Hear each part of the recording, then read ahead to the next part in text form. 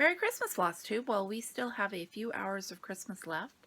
I wanted to do a flip through of Erica Wilson's Christmas World, which I found at the thrift store earlier this month and haven't had a chance to record until today. This one was published in 1980 and it is very 1980. I also have Erica Wilson's Children's World, which I flipped through probably about a year ago, and it is a much different book. Although I went back and rewatched the video, and I think the books might be more similar than I think. There just is better content in the other one. This book is almost entirely black and white, and it is not even great black and white photography, so that is one of its big downfalls. I like this garland of, I would call them jack-in-the-boxes. I don't know quite what they are. They are, let me look, they're plastic canvas.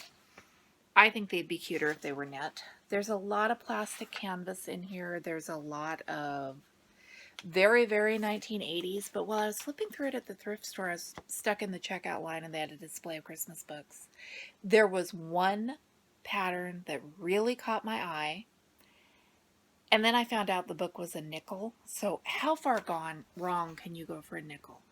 These are Beatrix Potter embroidered ornaments, and they're cute. You just kind of have to look past the black and white or flip through to find the very few color images that there are. These are embroidery or crewel.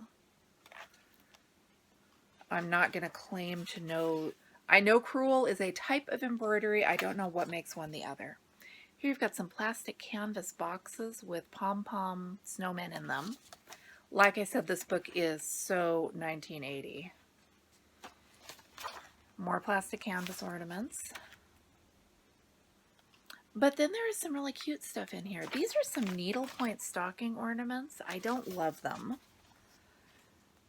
They're whimsical animals, and they're very 1980 whimsical animals. Crewel butterflies. Mr. and Mrs. Mouse, they are stuffed. And Chessie is the mascot of the Ohio Railway from the 1920s. I've run into Chessie a few times recently in different contexts. And aren't those cute? I bought the book for the crewel because we know I'm a sucker for vintage crewel, and can you ever have too much of it? These are golden birds, and this is embroidery. It's a metallic chain stitch. I have a hunch that that could be pretty. I also have a hunch that that would be really hard. Do you remember making Eye of God with toothpicks and yarn? I absolutely did a ton of those as a kid. Lace snowballs. Again, if you flip through this one quickly and only hit the lace snowballs and clothespin angels, this one would be really easy to pass over. And I'm still not 100% sure if I needed to own it or not. But no, that's not what I was showing you. The Treetop Angel is what I was showing you. Like I said, there was one specific pattern that made up my mind, and then it turned out that there's an almost identical mouse in Erica Wilson's Children's World. We got plastic canvas villages. As much as I love little houses, I think I'll do the embroidery ones long before I'm tempted to do the plastic canvas. And here's one of the very few color plates in the book. Like I said, the photography is wanting. But there are some stuffed Beatrix Potter animals, and if you had a really good reason to make Beatrix Potter animals, that would be a thing. And a quilted nativity that I just can't work up the enthusiasm for. Mary is, to the best of my ability to tell, wearing pants. And why? Here's a yo-yo wreath. If you were doing like a totally contemporary nativity, yes. But for that one, I don't understand. The Woodland animal wreath probably has a whole lot of potential if you can see that. not Beatrix Potter, but we've got a owl and maybe a chickadee and a squirrel and a raccoon. Lots of critters. And a silver candelabrum. I'm sorry, that is just ugly. And if you've stitched it, I apologize because it's probably much more gorgeous than it looks in the book, but